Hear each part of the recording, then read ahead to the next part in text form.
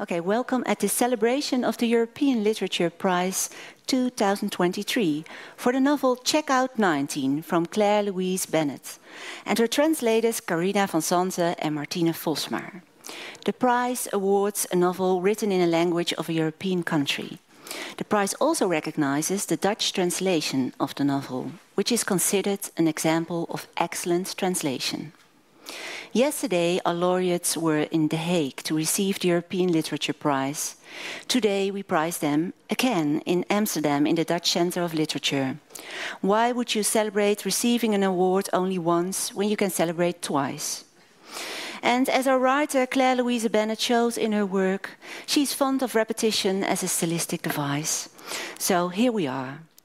Claire-Louise Bennett was born in Wiltshire, England. About 20 years ago, she moved to Galway in Ireland. Her stories are published in New York Times Magazine and Harper, among other magazines. In 2015, she debuted with a collection of stories called Pond, which was shortlisted for the Dylan Thomas Prize and also translated by Karina van Santen and Martine Vosmaer. In 2021, her novel Check Out 19 appeared. What can I tell about Check Out 19 that does justice to the novel? The narrator is a girl that grows up in a small working-class town near London. She loves books. She doesn't only love reading books, but she also loves the presence of books, or the presence of one book at a time, to be accurate. Reading and writing are forces in her life, formative forces. Books that are important for the narrator are, for instance, Malina from Ingeborg Bachmann, A Room with a View from E.M. Forster, or the books of Anne Quinn and Annie Ernaux, among many others. When the narrator gets older, she works as a checkout girl at a supermarket. A large Russian man gives her Jenseits von Gut und Böse from Nietzsche. That tells us everything, or at least a lot. I would describe Check Out 19 as a wild, associative, feverish book about writing, living and loving among books. The novel is beautifully translated by Karina van Santen and Martine Vosmaer. They actually win the European Prize for Literature for the second time. In 2020, they also won this prize for their translation of Spring from Ellie Smith. They once studied at the former Institute for Translatorship in Amsterdam, and they already started translating as a duo before they graduated in 1981. Their first joint translation was Company from Samuel Beckett, an author Claire-Louise Bennett also is fond of. They translated books from French to Dutch, from English to Dutch, and from Afrikaans to Dutch. They translated books from Catherine Millet, Jean Genet, Salman Rushdie, Ellie Smith and Etienne van Heerden. They claim to be consequent in not being consequent because translating is no such thing as mathematics. And at this moment, while they are listening to me, they are thinking of the better choices the moderator could have made, translating their joint biography. And they are absolutely right. Welcome, Karina van Santen and Martine Vosmaer.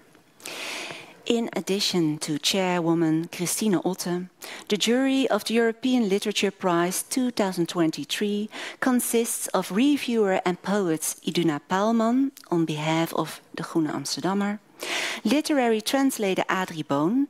He won last year's European Prize for Literature for his translation of the Nocilla trilogy from Augustine Fernandez Malo, a lot of languages in this speech, and booksellers Erik Hoekstra van Broekhuis in Hengelo and Jan Bouwman van Voorhoeven in Hilversum. The long list was compiled by 30 Dutch quality bookstores from all over the country. From this list of 14 titles, the jury selected the shortlist and the winner. Adrie Boon is going to read the jury report. May I welcome Adrie Boon. Zelden is het belang van vertalers en tolken groter gebleken dan de afgelopen jaren, waarin een grote oorlog op Europees grondgebied begon en andere volgden, zoals nu in Israël en Gaza. 2022, het jaar waarover de ELP wordt uitgereikt, was het jaar waarin miljoenen mensen van binnen en buiten Europa vluchtten naar Europese landen en nieuwe talen moesten leren. Het jaar ook waarin Europa meer dan ooit leek te worstelen met haar zelfbeeld en koloniale geschiedenis. Hoe verenig je bijvoorbeeld illegale pushbacks van immigranten aan de buitengrenzen van Europa met de verdediging van liberale waarden als vrijheid, gelijkheid en broederschap? En hoe verhoudt het groeiende besef dat Europa haar rijkdom en privileges mede te danken heeft aan de uitbuiting en onderdrukking van de bevolking in voormalige koloniën en aan slavenhandel zich tot de toenemende sociale ongelijkheid, armoede en uitsluiting op grond van sociaal-economische en culturele afkomst, geaardheid, etc. binnen die Europese landen zelf? Wie Europa wil leren kennen, echt wil leren kennen, leest de romans van schrijvers uit de verschillende Europese landen. Die zijn even divers en meerstemmig als stilistisch verrassend. Zonder de virtuositeit van vertalers gaat dat niet. Zij openen al die werelden voor ons. Zij zijn de stille kracht van de literatuur, die naar onze mening doorgaans nog onvoldoende waardering en erkenning krijgen. De 4 romans die de jury van de Europese Literatuurprijs selecteerde uit de longlist weerspiegelen ieder op hun eigen manieren en toon de worstelingen, strijd en veranderingen die gaande zijn in het Europa van nu. En alle 4 zijn ze excellent en voorbeeldig vertaald. Maar wat maakte de jury het zich moeilijk om daaruit een winnaar te kiezen? Want hoe te selecteren tussen het overrompelende, eigenzinnige Oorlog en Oorlog van de Hongaarse Laszlo Krasznahorkai, virtuoos vertaald door Mari Alföldi. Het subtiele, zingende Kijk ons dansen van de Marokkaans-Franse Leila Slimani in een vloeiende, stijlvolle vertaling van Gertrud Maas. Het indringende, beklemmende Donkelbloem zwijgt van de Oostenrijkse Eva Menasse, subliem vertaald door Annemarie Vlaming. En het onconventionele, vernieuwende Kassa 19 van de Britse Claire-Louise Bennett en een sprankelende vertaling door Karina van Santen en Martine Vosmaer. Tijdens een bevlogen vergadering gingen de juryleden, en de jury bestaat uit Adrie Boon, vertaler Spaans van het bekroonde boek van vorig jaar, dichter-schrijver Iduna Paalman, boekhandelaren Jan Bouwman en Erik Hoekstra en Christine Otte, voorzitter, in debat en kwamen tot de beslissing om Kassa 19 van Claire-Louise Bennett de prijs toe te kennen, op grond van de volgende overwegingen. Kassa 19, de tweede roman van Claire-Louise Bennett, is een gewaagd, verwarrend, ontroerend en optimistisch boek. Plotloos en meanderend, associatief en essayistisch. En toch is het een roman over literatuur en leven. Literatuur als uitweg, als vehikel om tot leven te komen, de strijd aan te gaan. Waarmee Bennett het genre eigenhandig herdefinieert en de vertaalsters Martine Vosmaer en Karina van Santen het Nederlands als het ware hebben opgerekt. In Kassa 19 van Claire-Louise Bennett wordt een lezer en schrijver geboren. Vrouw is ze al. En een belofte is ze ook. Wat ga je doen? Iedereen wil de hele tijd weten wat je gaat doen. En niets maakt ze zo boos als wanneer je helemaal niets wil doen. Bennett ontleedt burgerlijke mythes genadeloos. De verteller groeit op in een arbeidersstadje ten westen van Londen. De verwachtingen liggen niet te hoog. Op de middelbare school zijn lijfstraffen al lang uitgebannen.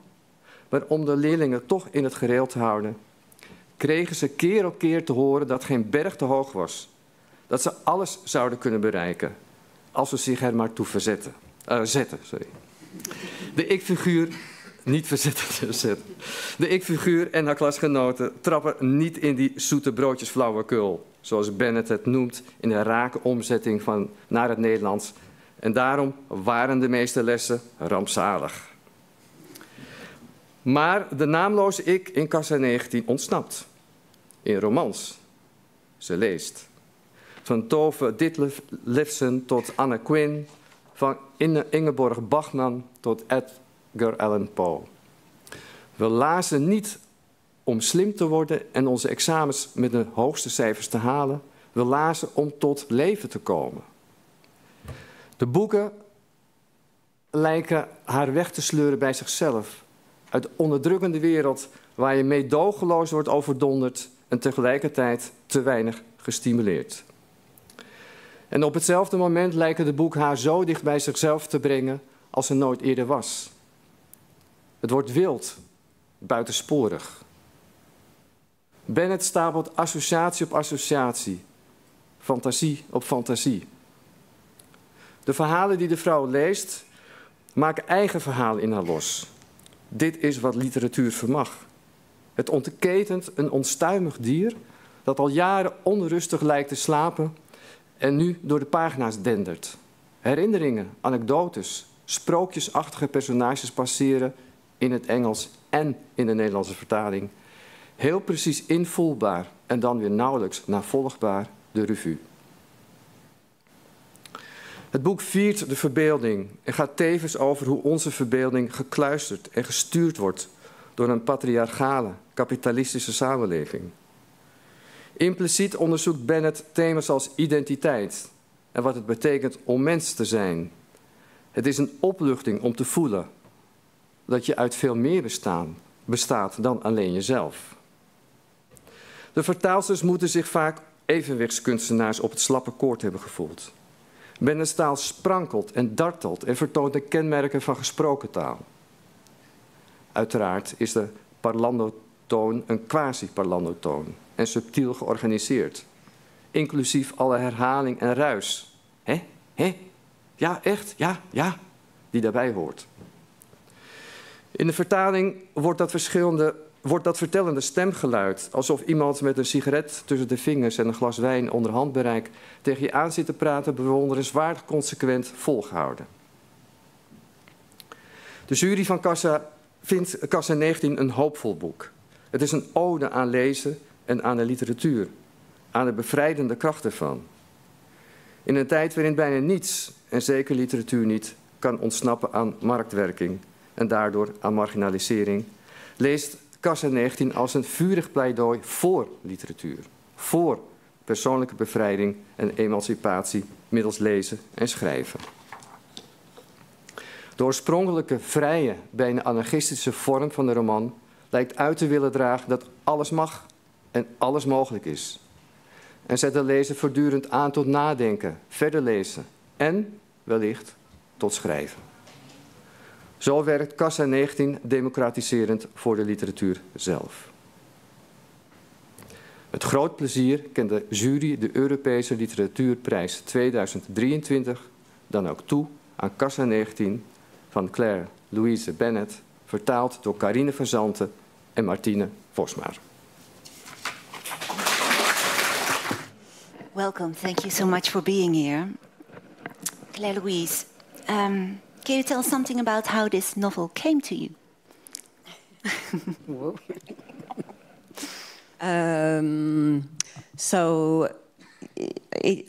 It's not like I sit down and say, okay, I'm going to start writing a book.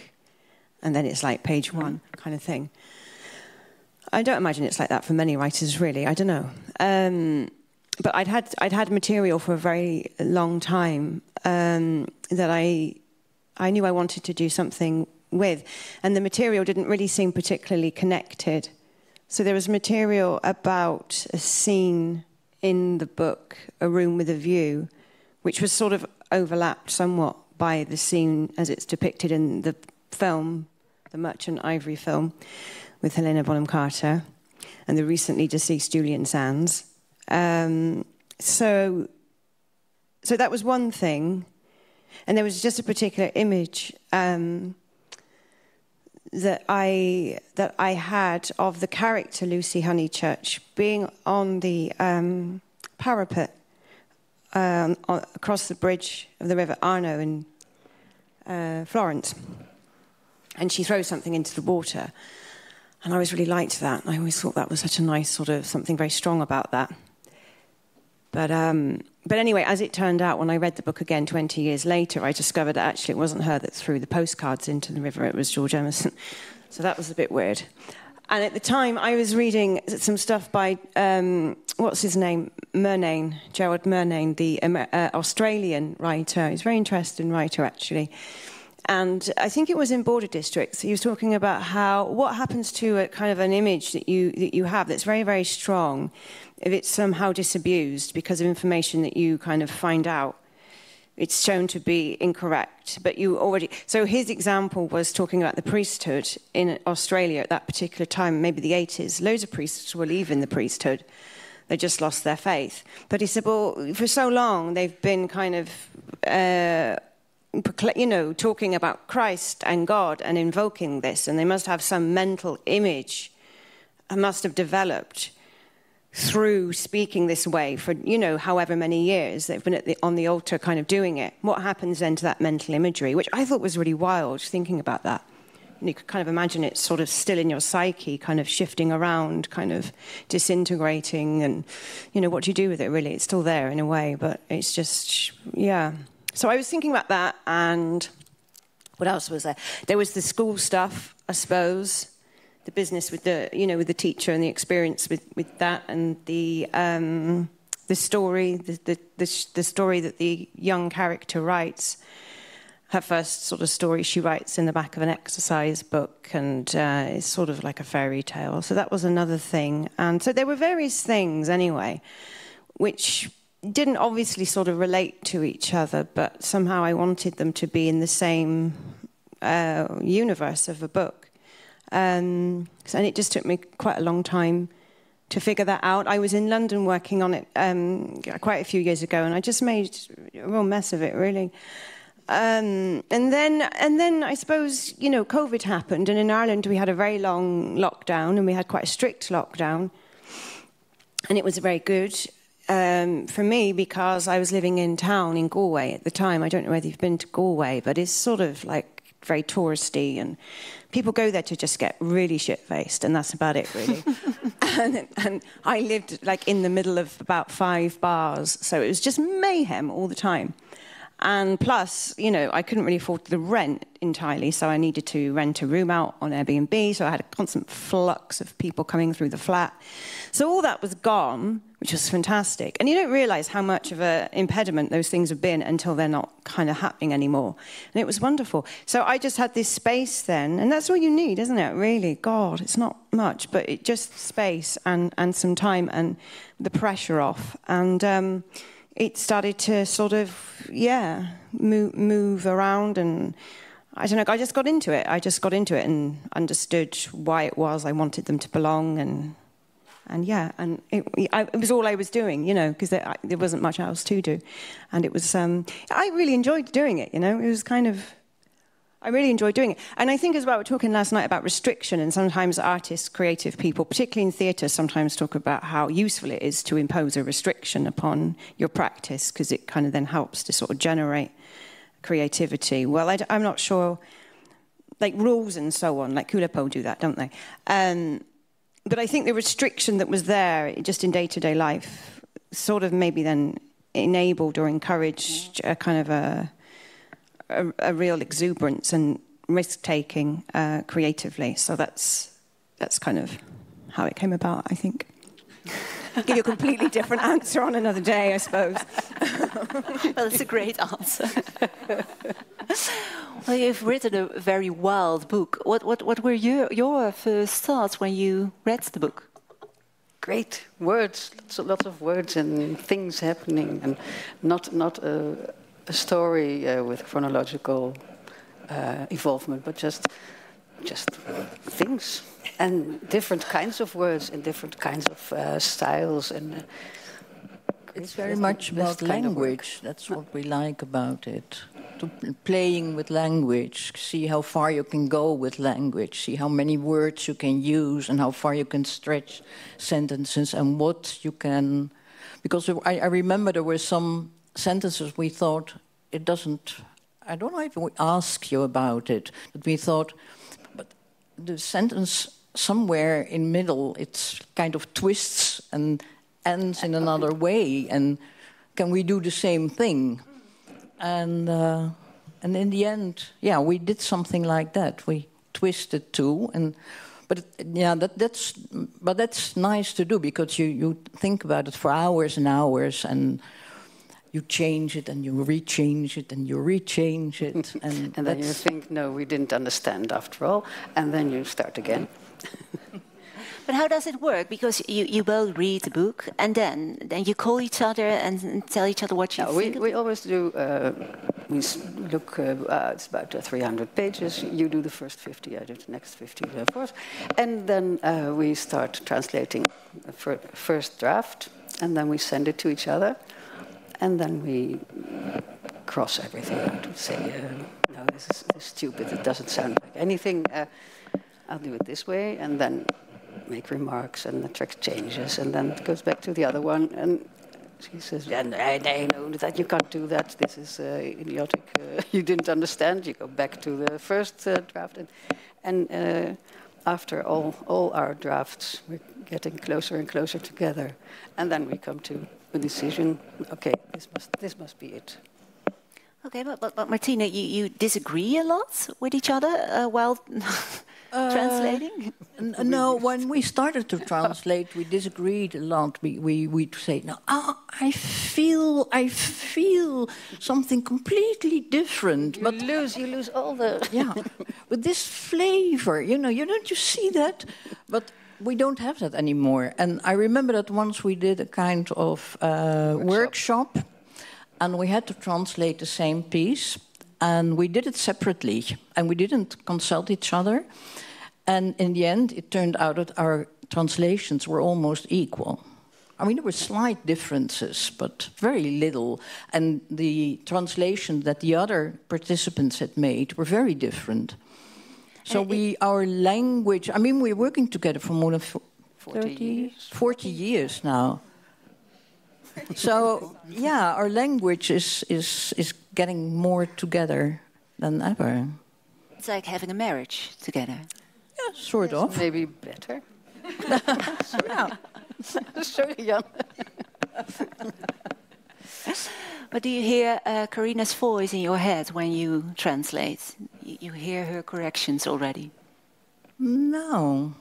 I know that what Karina has, and more than I, that when the book is finished and it's already printed and everything, that she thinks, well, all of a sudden we should have done that completely different. All wrong. It's all wrong.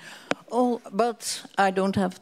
When once it's finished, because there's always a danger also of over-translating. You're looking so much at the text.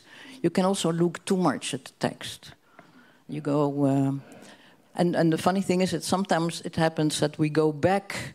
I mean, at first you go further and further away from the original text, trying to get all the different meanings, and in the end we go back again. And we can do that literally. That we can, and we go back to the original text. Closer to the original, yes.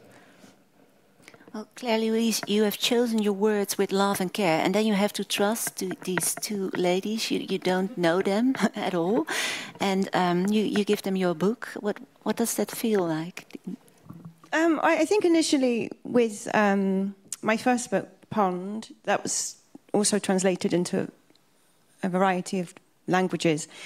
And I do remember having a kind of an evening where I suppose I'd had a few drinks and I was thinking about it. And I was like, oh, no, this doesn't make any sense. How can it be translated? And I got very, And then I thought, get a grip. I mean, Joyce has been translated. Shakespeare's translated. I'm sure people will manage with, So, and also I read so much in translation. Yes. Nearly all I read, really. If I think about books that I love, like by, I don't know, what's her name? Marlene Haushofer and Ditlevson and Thomas Bernhard and Calvino, Gombrowicz. I mean, I'd be absolutely screwed if there weren't translations. Yes, that's true. I mean, imagine if all I could read was English novels. I mean, that would just be awful, wouldn't it? God, that would be really, really bad. So it's wonderful to think then that it extends who can read your book, and I get to come over and meet and a whole different audience, and quite often people have quite a different way of maybe seeing your book, thinking about it, than they do maybe in the UK or Ireland where I live. So that's really interesting too, you know. But I mean, I remember with Pond, for example. Pond is really about a woman who lives on her own, right? So I don't know, it's not massively radical, but actually over in South America, that idea kind of is quite radical because there's such a family-oriented culture. And the woman is very much the mother of, 200 kids or something. So this idea of a woman having, no children, living on her own, they were like, oh, my God, really? You can do that? It's like, kind of. So it also changes, and you realise that. And so it kind of makes the book new and different for me each time as well. So I think it's wild. I really enjoy it, actually. Yeah. So you could calm yourself down after a few drinks and having all these thoughts about being translated. This is impossible, right? But everything will be lost in the way, by whatever it is. And I just thought, come on, get a So, yeah. Well, Claire-Louise, you've chosen a beautiful quote from Malina from Ingeborg Bachmann as one of your mottos. I can see how your work is related to each other in stylistic and intellectual ways. I don't know how you feel about it, but can you tell us more about your affinity with Ingeborg Bachmann? Let me see now, because I haven't really read anything of hers for a while, but I think, Malina is just such a strong book. It was just incredible. And then the stories too. And I suppose what's interesting in a way about her is that she was a poet. And she started off, I think, when she studied Wittgenstein, right, and her PhD was on Wittgenstein, and she was part of the Frankfurt School and all that kind of thing. So very, very sort of cerebral, intellectual kind of stuff. And then, and beautiful poems. I mean, really beautiful poems. But then she started to write prose. And they were all a little bit aghast at this. They were like, well, what's she doing? And one of the words that struck me that they used to describe her prose, and it was applied in a sort of derogatory way, was they referred to its garrulousness. And I thought, that's funny, isn't it? It's just too kind of, chatty or too... There's a story in one... I can't remember the name of the collection now. It's something to do with road forking or something. And I think it's set in a hairdresser. And there's, why is she writing something about a woman in a hairdresser? And it's like, why not, kind of thing. But this term garrulousness kind of came up, and I could kind of relate to that. I can see the relation. Yes. So, and I was curious about that shift, from somebody who had been very precise and restrained with language, then somehow becoming much more verbose with it, and it's kind of exciting, She's not trying to be congruent. She's not trying to be what? Congruent. Don't you think? Well, in Malina, she isn't. It's very wild. The reader has to do the work. Mm. Yeah, in terms of kind of putting it together, sort of thing. Yes. Yeah, you do really, don't you? But I suppose what it is, I suppose that's the thing that kind of interests me, because it's sort of similar with Beckett. I've been doing quite a bit of work on Beckett recently for various reasons. That sounded sort of mysterious. Various reasons. But the thing with Beckett, then again, that's someone who's obviously then very, erudite. I mean, he studied so much, and he studied an awful lot of philosophy as well. And he studied in École Normale in Paris, and I mean, he was just very, very... And he wanted to know everything. He felt like he had to know everything. And then he reached a point where he was like, actually, no, I don't need to anymore. And it was this feeling of sort of hiding behind erudition. And that was something I could identify with as well. Not that I have any, huge intellectual capacity particularly, but I do like ideas. I am interested in theory and different things like that, and I can get a bit lost in that sometimes. But I like it to a degree. But then, really, what it is where's the emotion? Like, how is that going to come into it? And that's been a kind of an issue for me in a way, because I don't really know still, actually, how to represent emotion in language, because it's actually very hard. Because there are formulations that are there that exist, but they're awful. A lot of them, they're really lousy, and you just think, well, I'm not putting that. That sounds crap. You know what I mean? So it just doesn't feel sufficient enough. But then if you go the other way and you try and sort of be precise, then it gets all poetic and a bit silly. So that's no good either.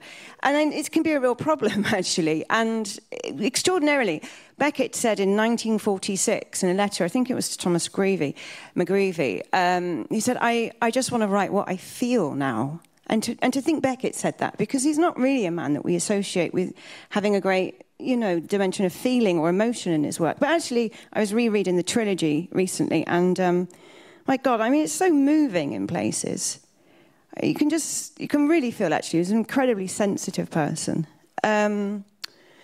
So that's something I think was coming through maybe in that shift that happened with Bachmann. Even though, of course, her poetry was incredibly poignant and moving, I think she just wanted to use language in a freer way or something. I don't know. But it's always that conflict, I think,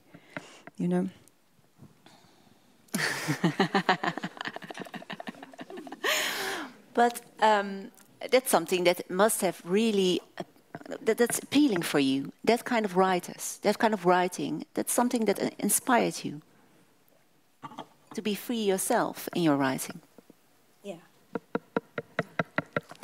And you mentioned 86 books in this novel.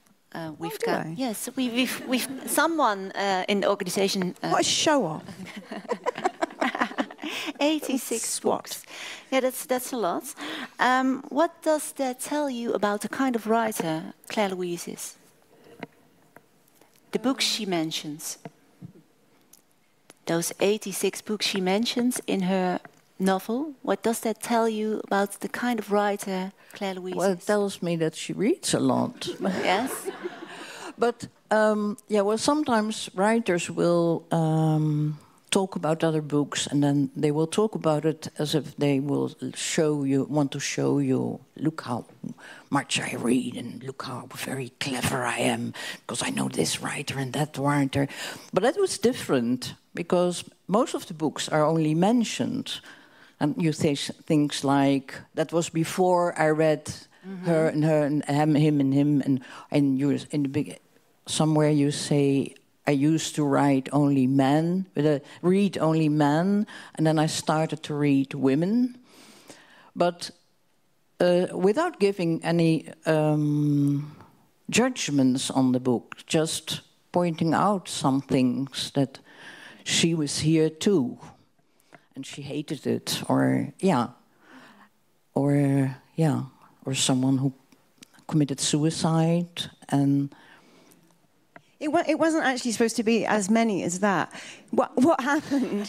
What happened is I was upstairs. I'd taken a break from working on it downstairs, and I'd gone upstairs to clean the bathroom, and I was cleaning the shower door, and I was thinking about, I'd read that at that point, but then I thought, well, no, I hadn't read that then. And then I sort of liked the way that sounded. I was like, well, I'd read such and such then, but then I hadn't read this book. I had read that book, but then I hadn't read this book. And I just kind of liked that.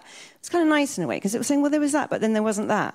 And then the strange thing that happens, thinking that I had been in, and how it retrospectively then, it sort of remaps or sort of puts a map on your life slightly differently. So, for example, the Anne Quinn thing, I'd been to Brighton as a younger woman, and I'd been on the beach in Brighton, near where I was staying on Regency Square, and I had no clue at that time about this British female writer. I should have known at that time if I'd been taught properly A-level English. She should surely have been on the syllabus, but she wasn't, and I didn't know about her until I was about 40, which was insane.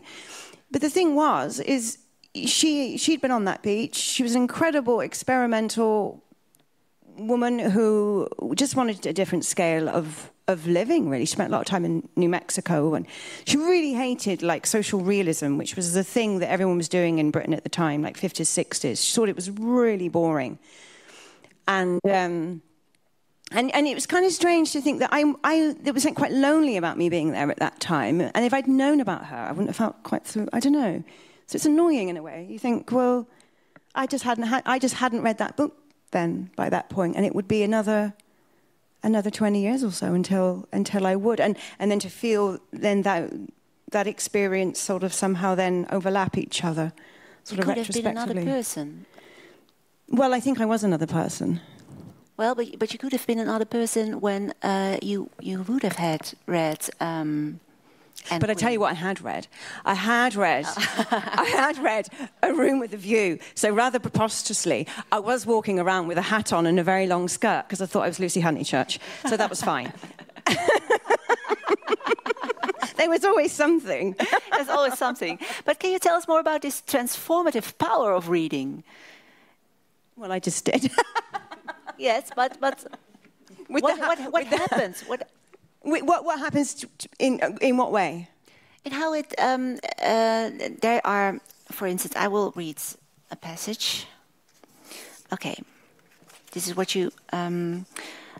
I had not read Das Kapital nor anything by John Rawls, and I still haven't, and I certainly hadn't read anything at that time by Vivian Gorning or Natalia Ginsburg or Lynn Tillman or Joan Didion or Renata Adler or Janet Malcolm or Marina Warner or Bell Hooks or Anne Garita. Those fragments, those kind of fragments, they are repeatedly present in the novel, and it tells us about how you transform every time when you have read some books. It makes you transform the whole time. Where are you now? You left us with this book. How did you transform after writing this book? Oh. Where are you?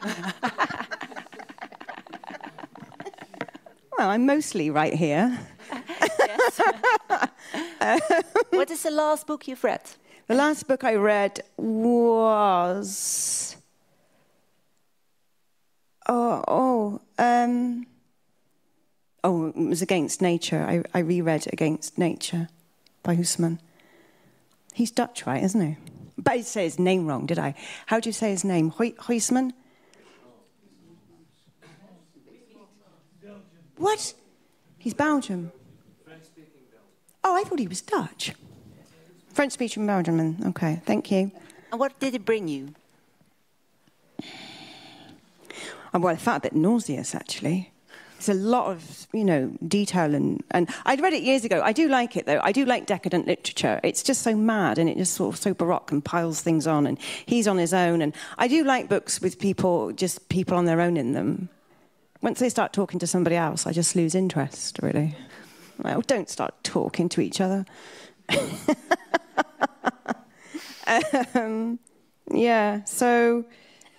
So where am I? So I'm reading a lot of Beckett at the moment. And before that, I read. That was me taking a break. That was my holiday reading. So I'd read the trilogy, Malloy, Malone Dies, and The Unnameable, and The Unnameable is just. So you translated Company, right? Yeah. And anything after that? What else? L'image, the image, and Worsted Hope. Okay. Yeah. I'm sorry, could you use the microphone? I'm sorry. Oh, sorry. Hebben jullie het verstaan? We hebben Company vertaald van Beckett, Worsted Hope en The Image or L'image. And how do you find translating Beckett? Oh, that was wonderful. That was the start. It was the start of our career. And that's how we discovered that we liked especially to translate things that are so serré. How do you say that? There's not too many words, but just everything smaller, smaller, smaller until there's almost nothing left. And but it has to be still understandable, just. So then you expand a bit, and then you go a bit back. And, yes, it's wonderful, and it's a bit the same with your books. Translating those, it's a sport. Perhaps you would like to read something from the book. There was a fragment about Tarquinius Superbus or Superbus. Well, yeah, I say Superbus. Yeah, it turns out she says Superbus. We translated him into Latin, so we had called him Tarquinius Superbus. Yeah, that's fine. Would you like to read that to us? Yeah. I don't know. I have a Dutch novel, so I can't help you. Should I do it here or go up there? What you would like. Just have to hold that. Okay, that's great. If you would like to read here, or should I hold it? No. Funny. I'll do it up there.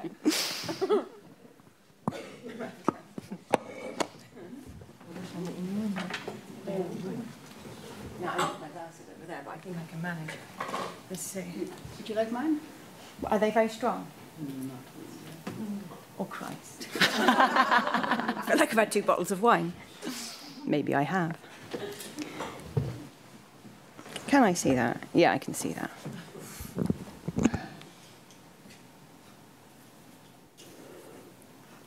Is that all right? Yeah, okay.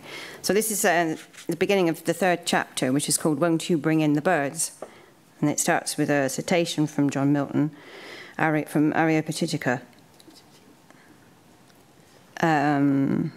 For books are not absolutely dead things, but do contain a potency of life in them to be as active as that soul was whose progeny they are.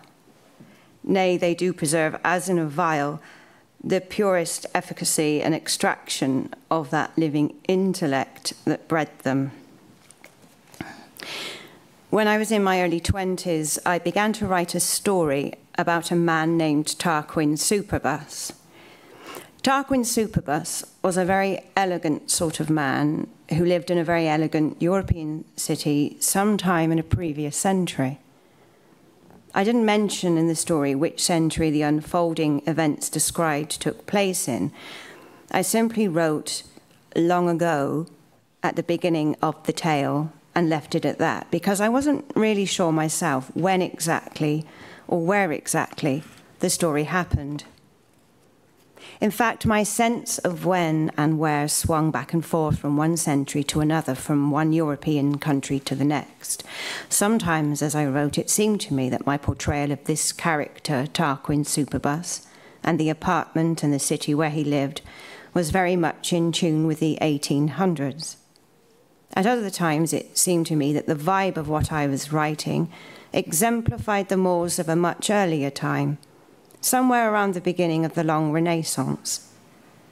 Setting this particular story around the time when Europe was on the cusp of modernity made sense thematically, but whenever Tarquin Superbus opened his mouth and had conversations with the doctor, for example, neither of them spoke in the manner of that era. Their way of speaking was much more in line with the way I imagined gentlemen in the mid-1800s to speak, Byzantine, comical, and portending. In addition to speech, there was also the matter of Tarquin Superbus's attire and apartment to consider. The image I had of him fluctuated.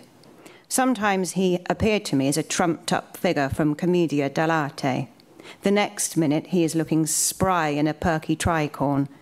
Other times he is cosseted by an elaborate puffy ruff. Sometimes he sported pearly white hose.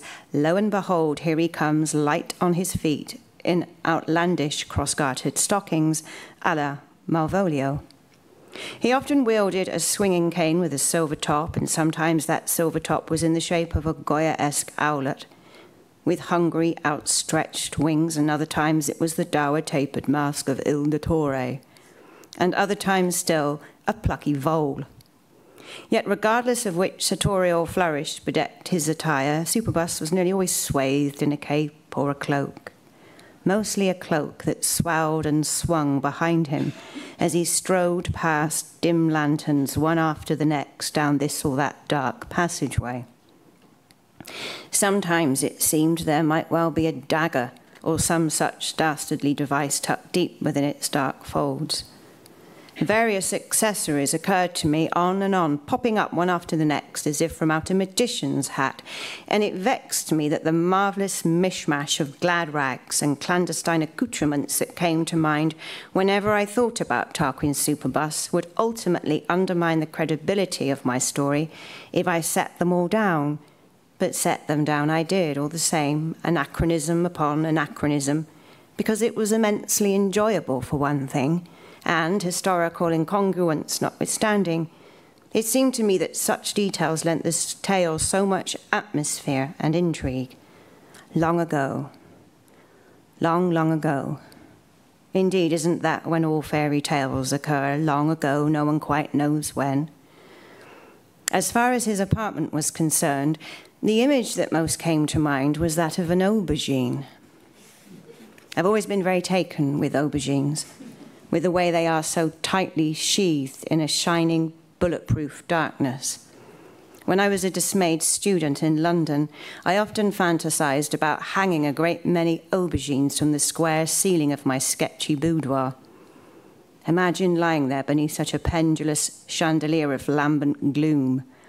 Imagine the transporting reflections slipping across their sleek, hermetic skins, the assuaging shadows they'd cast as degradation tipped them into slow, stately revolutions, the whisperings, the sighs, the melancholy glow. I lay there and imagined it often, but couldn't realize my dream, of course. Aubergines were expensive, and I would have needed at least 90 of them. I'd had some rather fanciful ideas about what studying literature at university would entail. The sorts of mellow rooms I'd passed through, the views I'd come upon, the crepuscular light, the animated hush, the slinking patina and reoccurring fleur-de-lis, the bicycles and small bridges, everything on the turn, and, most of all, the sharp and charming people I'd meet. In fact, as it turned out, a great many of them liked nothing better than to sit in the middle of their beds in the middle of the day watching Australian soap operas, cross-legged with the door wide open. "Do you want a cup of tea?" they would sometimes ask, when occasionally I leant up against the doorframe and scowled within. "No," I would invariably reply, and thereupon carry on down the corridor with the intention of having a very long hot bath once I got to the end of it. The communal bathroom in halls was basic, austere, and cold. The mirrors were frameless and thin, the tiles white and the grouting between them black and crumbling like boneyard soil, and the stark taps obdurate and shrill. The water that twisted out of them, however, was clear and soundless as fresh blown glass. There were showers, of course, but I almost never used them because communal showers almost always reminded me of the death camps, so I preferred to take a bath. And there were 2 baths, I think, though there may have only been one. Certainly there was one, in a small room with a sloping ceiling, that's right, and an off-kilter wooden chair beside it. It was a very deep enamel bath, somewhat discoloured, and the water that billowed from the hot tap was scalding. The bathtub was where I felt private and absolutely away from everyone and everything, and perhaps I pretended some things while I was in it. Perhaps I pretended I was in an asylum at last, with nothing much to do and no expectations upon me. Or perhaps I imagined I was a maid in a big house doing her ablutions on a dismal Sunday evening before a rapid and somewhat violent assignation with Sir halfway up the furthermost stairwell. In my own quarters, I quite often threw furniture and smashed things. Sometimes, no, someone I've known since then maintains time and again that I once flicked a chest of drawers across the room with just 2 fingers. "Don't exaggerate," I always say. 2, he always says back, holding 2 fingers up in the air meaningfully. Is he swearing the truth or showing me what 2 fingers look like? I drank a lot of Lapsang Souchong then, and would leave unfinished mugs of it here and there, which meant that when a piece of furniture plunged vertical, several mugs went right along with it. flinging these perfectly round, velvety tapestries of mould up ahead until they flapped and landed like creepy little doilies all along the scruffy bookcase. And I drew on the walls, nothing sinister, waves mostly, with a nub of blue Q chalk I'd slipped off the pool table into my pocket at the King's Head one evening. The walls of Tarquin Superbus's apartment were without a doubt the colour of aubergines, and so were the long, heavy drapes, and so too was the wooden floor. There were white things here and there, and those white things seemed to float. Gloves becoming doves, becoming skulls, suspended as they were in this shining, sealed darkness.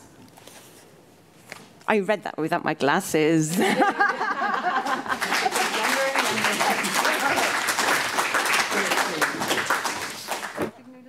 Karina gaat nu ook... Oké, met bril.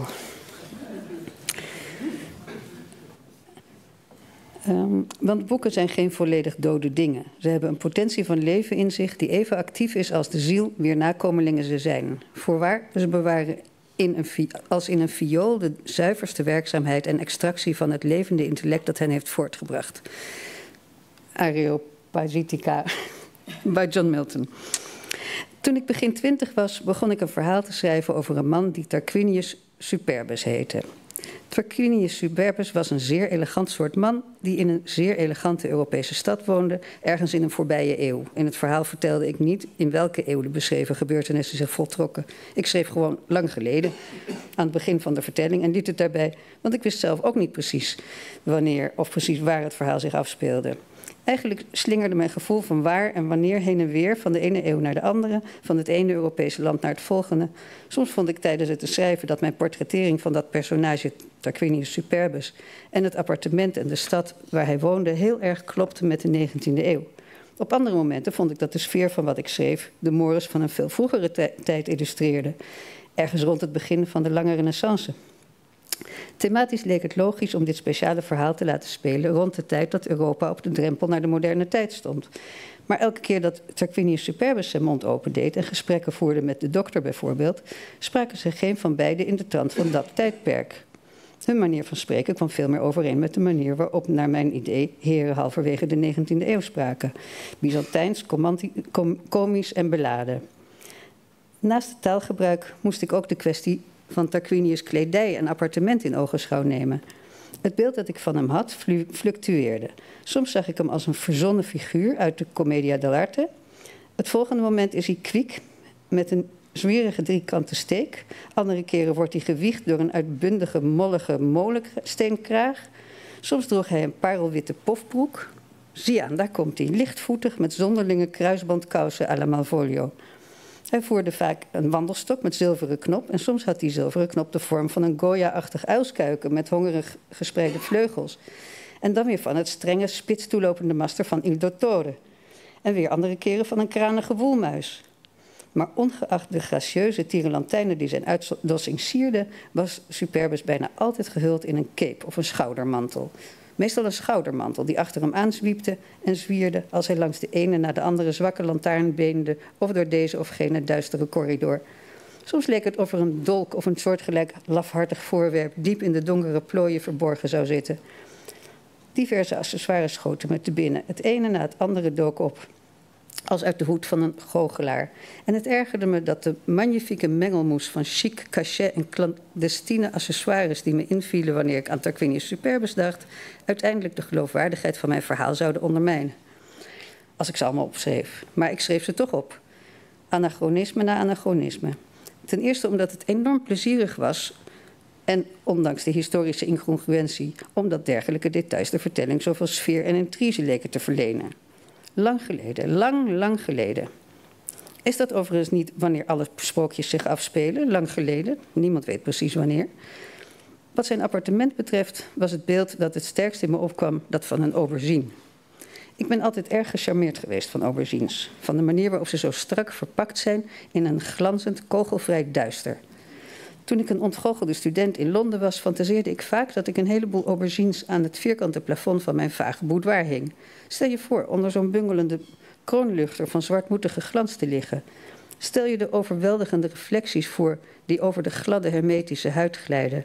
De verzachtende schaduwen die ze zouden werpen als ze door desintegratie tot langzame statige wentelingen kantelden. De fluisteringen, de zuchten, de melancholieke gloed.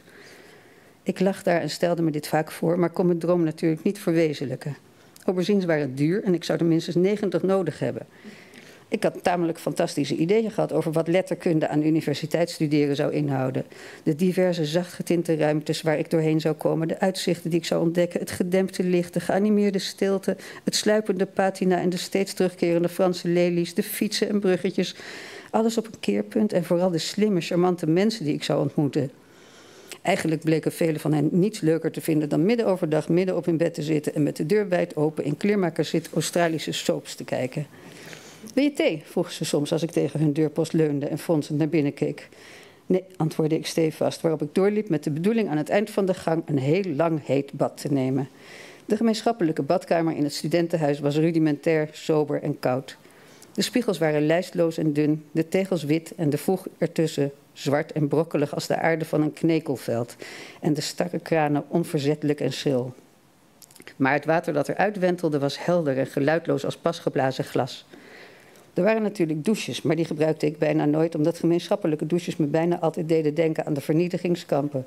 Dus nam ik liever een bad en er waren 2 baden, geloof ik, hoewel er misschien maar 1 was. Er was er in elk geval 1. In een kamertje met een schuin plafond, precies, met een gammele stoel ernaast. Het was een heel diep emaille bad, licht verkleurd en het water dat uit de warme kraan kolkte was gloeiend heet. De badkuip was de plaats waar ik me onbespied voelde en helemaal weg bij iedereen en alles. En misschien speelde ik van alles terwijl ik erin zat. Misschien speelde ik dat ik eindelijk in een gekkenhuis zat, waar ik niet veel te doen had en waar niets van me werd verwacht. Of misschien stelde ik me voor dat ik een dienstmeisje was in een groot huis dat op een troosteloze zondagavond toilet maakte voor een haastig en enigszins gewelddadig rendezvous met meneer halverwege de hoogste trap.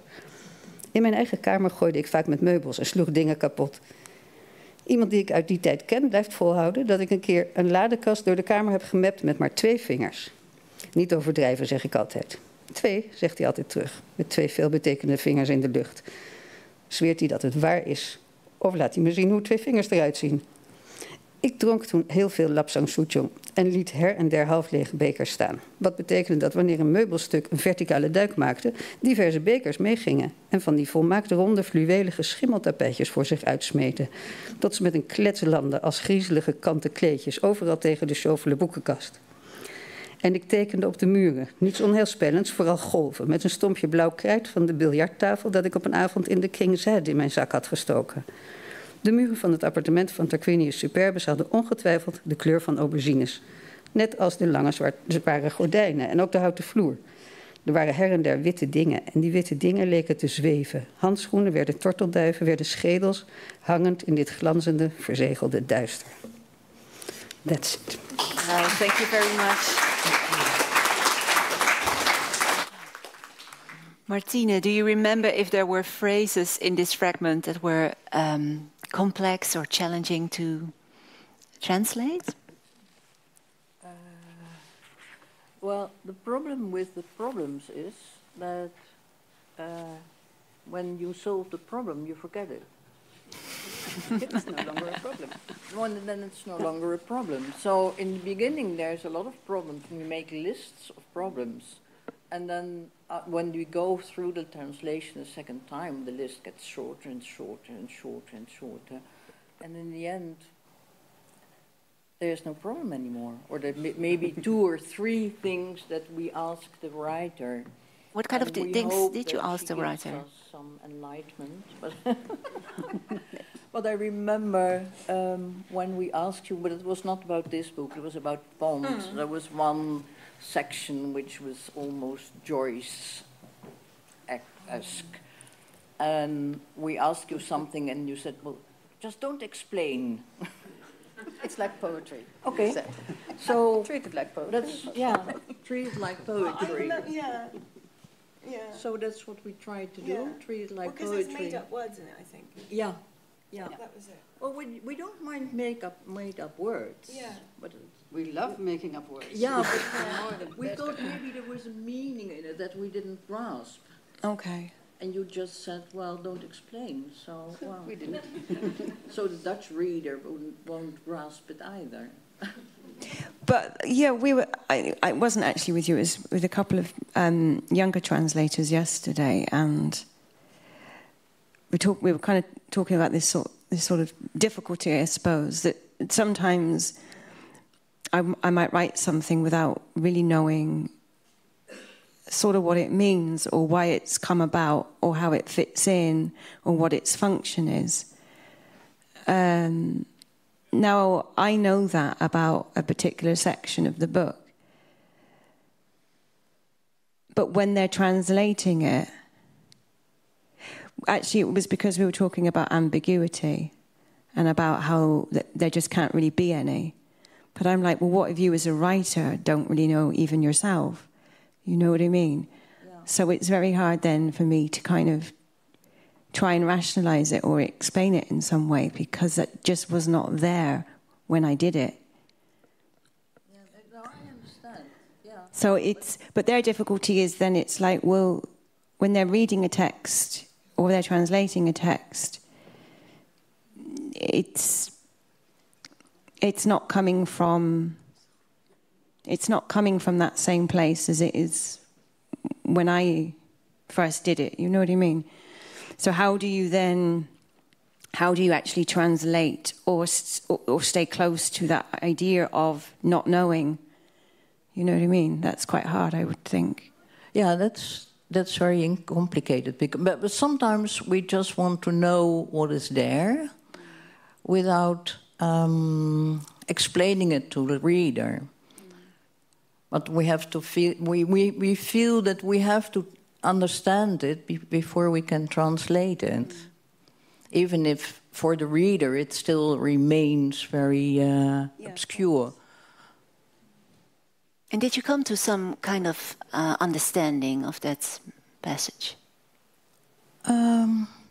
Yeah, sort of. And we just we treated it like would treat text of Joyce or something like that. Just yeah, you could read it. Yeah, I don't have it. You know where it is? The fragments in Pool. Yeah, in Pool. Oh, I have it here. Pool. Ja, ik heb hem. Wil jij nog doen? Ik moet eventjes denken.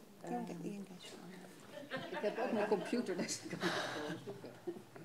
I think Chris is going to get the English copy. Yes. And I'll read it in English. You remember where it is? It's the clown-like mollusk. Oh, yeah. Some kind of Yeah, all right, I'll read it then. Cause much smaller. It gives it in, yeah. We use the big words. Oh, I just found it and it's gone again. All right, I'll read it. So then you know what we're talking about, which makes it easier. Yeah, go on then. I don't know if it won't feel too weird. So this is at the end of The Gloves Are Off. And it...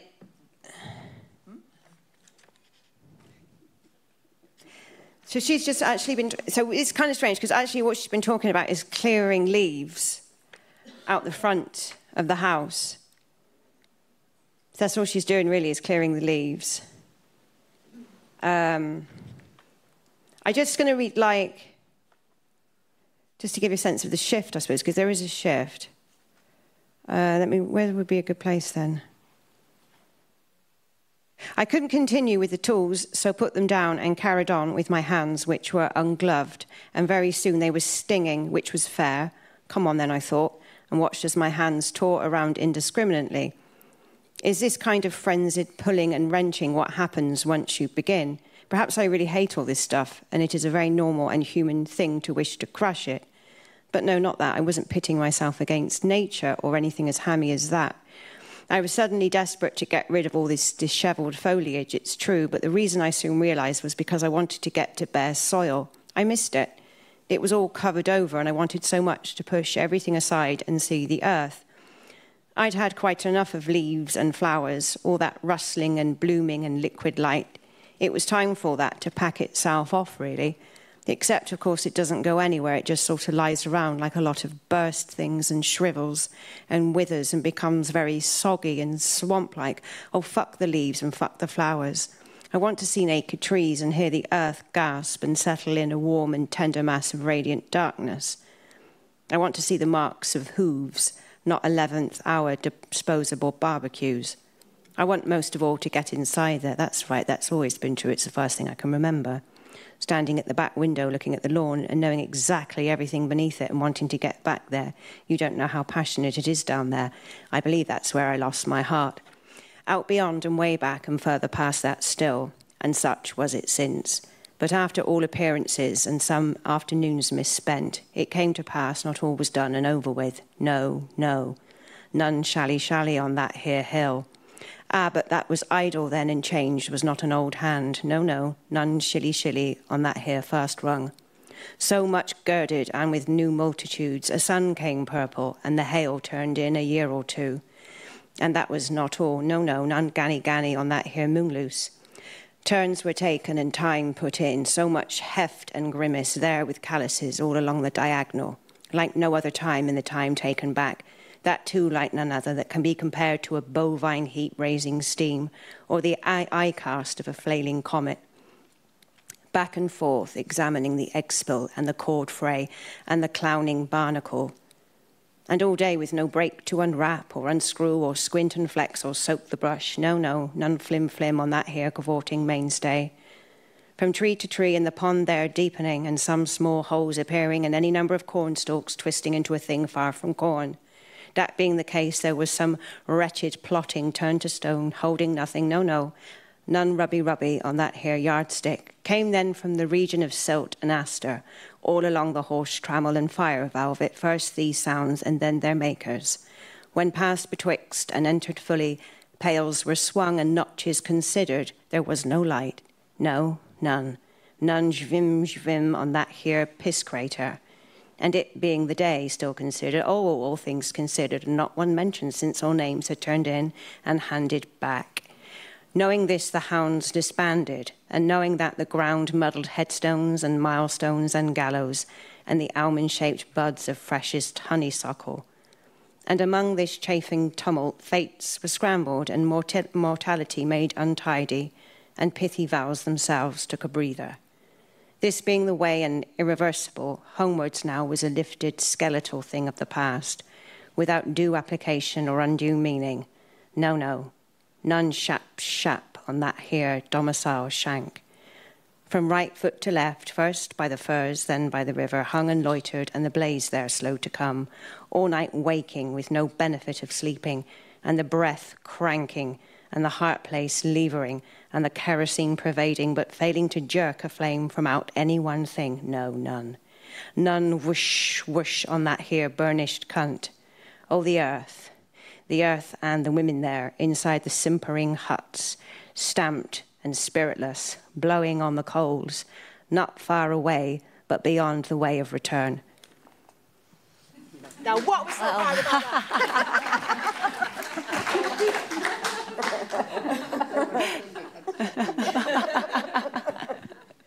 Lees jij hem voor? Ja, je een stukje doen? Nee, maar maakt niet uit. Even kijken, ze begonnen hier. Ja, dan moet je bril. They even share glasses. Daarachter en heel lang terug en nog verder daar voorbij. En zo was het sindsdien. Maar na alle schijn en wat vergooide middag, het bleek het toch niet helemaal uit en over. Nee. Niets geen twijfel op deze heuvel. Ach, maar dat was loos toen en verandering was niet doorgewinterd. Nee, niets geen twijfel op deze eerste sport. Dus zwaar omgord en met nieuwe menigvuldigingen kwam de zon purper en leverde de hagel een jaar of 2 in. En dat was niet alles. Nee, niets geen bomma op deze gaande maan. Er werd afgelost en tijd besteed. Zoveel zwaarte en grimas, daar met eelten langs de hele diagonaal. Als geen andere tijd en de tijd teruggenomen. Ook die als geen ander die vergeleken kan met een damp uitwasemende koeienhoop. Of een oogwenk van een zwiepende komeet. Heen en weer, eiermors en touwrafeling en potsenmakende zeepok bestuderend. En de hele dag zonder pauze om uit te pakken of open te draaien... of te gluren en buigen of de kwast te dopen. Nee, niets geen krulklets op deze steigerende pijler. Van boom tot boom en de poel daar steeds dieper... En kleine gaten verschijnen en zomaar wat maïsstengels kronkelen zich tot iets verre van mais. In die omstandigheden werd ellendig geplot, in steen veranderd, zonder iets te bevatten. Nee, niets geen rata-rata-plan op deze meetlat. Kwamen toen uit de streek van Slip en Aster, helemaal langs de paardenkluister en brandfluweel, eerst die geluiden en dan hun makers. Eenmaal te midden gelopen en volledig betreden bij de emmers gezwaaid en kepen beschouwd. Er was geen licht. Nee, niets. Niets geen wizm op deze piskrater. Al was het toch de dag nog wel beschouwd. O, alle dingen beschouwd en geen één genoemd, want alle namen hadden ingeleverd en teruggegeven. Dit wetend ontbonden de jachthonden zich en wetend dat de aarde grafstenen en meelstenen en galgen en de amandelvormige knoppen van de friste kamperfoelie bemodderde. En in dit schurende tumult werden lotsbestemmingen geklutst, werd sterfelijkheid verslodderd en namen bondige geloften even pauze. Daar het zo ging en nu onomkeerbaar huiswaarts was, een opgetild skeletding uit het verleden, zonder gepaste toepassing of ongepaste betekenis. Nee, niets geen sjap-sjap op deze domicile tibia. Van rechtervoet op linker, eerst bij de sparren, dan bij de rivier, kater en lanterfant en de lichterlaaien langzaam op gang. De hele nacht wakker, zonder profijt van slapen en de adem aanslingeren en de hartplaats wrikkend en de petroleum doordringend, maar niet in staat een vlam uit wat dan ook te rukken. Nee, niets geen woesh-woesh op deze gepolijste kut. O, de aarde en de vrouwen daar, in de gnuivende hutten, vertrapt en futloos, de kolen aanblazend, niet ver weg, maar geen weg terug. Wow, thank you. It really shows us the art of translating. Yes, you can hear the rhythm. I can. It's correct. I can. But Yeah, it was amazing. so you know it's well translated because you can hear. Yes. I know where it is. Yeah. And you know what it means now. Would you like to share us your thoughts about the meaning? No, absolutely. No. Okay, I see it's a quarter past 4. Do I see it? Okay. I think we have to quit in a moment, but perhaps there are questions from people, readers here present.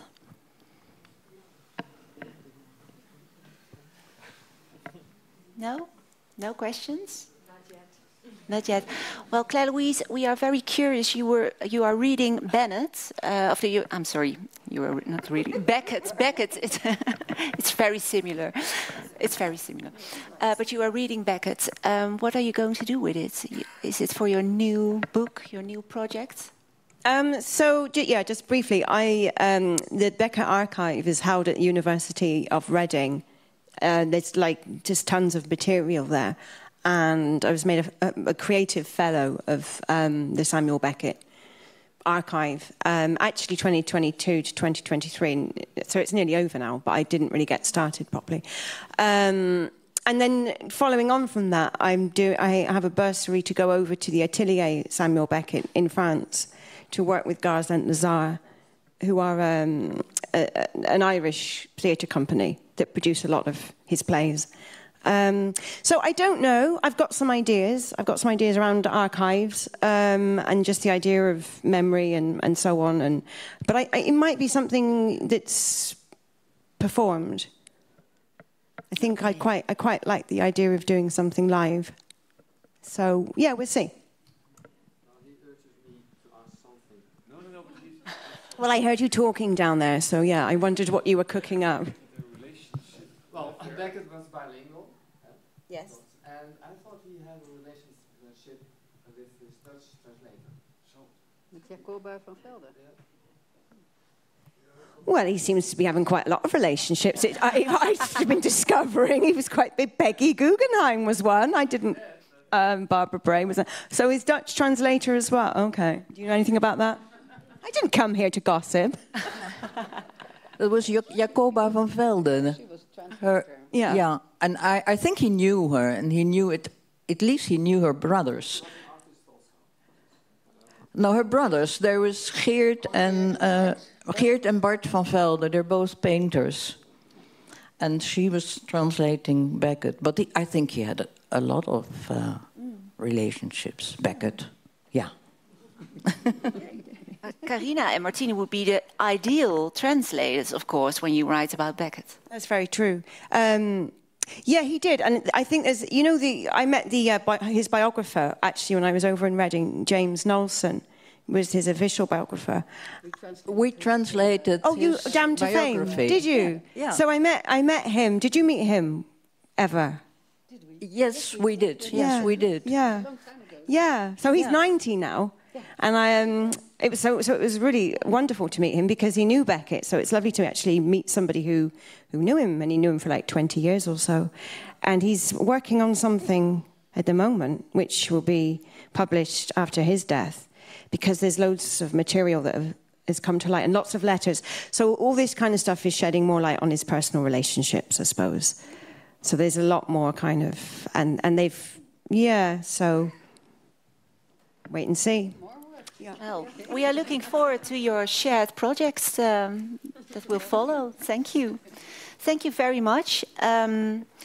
Your books will be sold in the back, and everyone is willing to sign them. So thank you very much. Thank you.